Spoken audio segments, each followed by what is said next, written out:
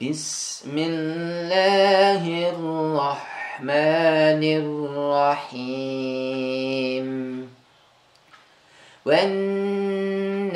والنازعات غرقا والناشطات نشطا والسابحات سبحا فالسابقات سبقا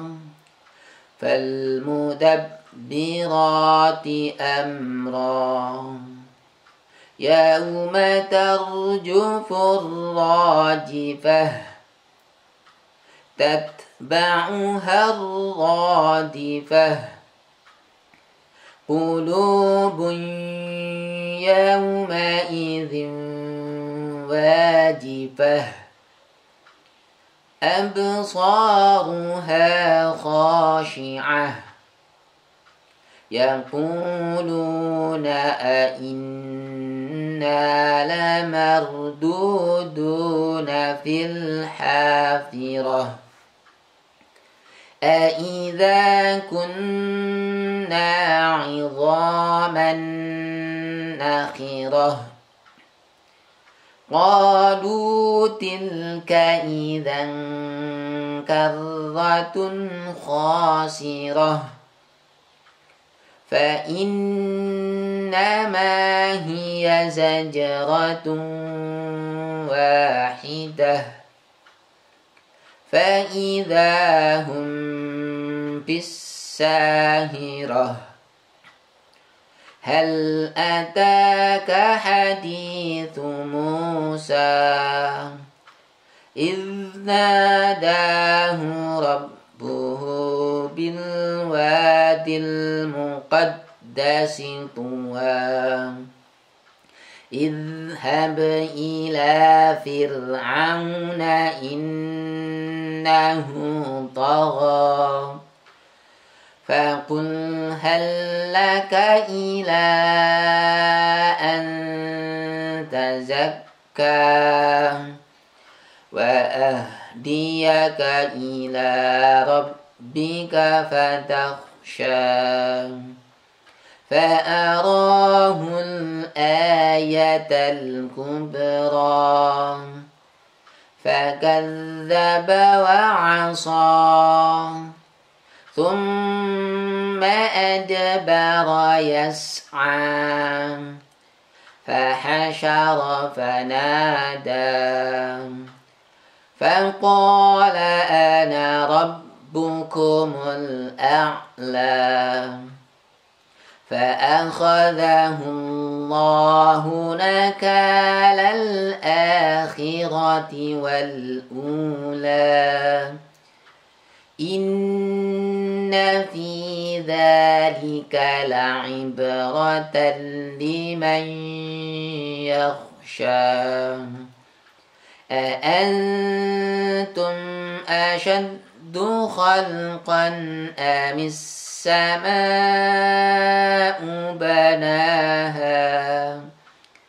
رفع سمكها فسواها وأغطش ليلها وأخرج ضحاها والأرض بعد ذلك دحاها أخرج منها ماءها ومرعاها والجبال أرساها متاعا لكم ولأنعامكم فإذا جاءت الطامة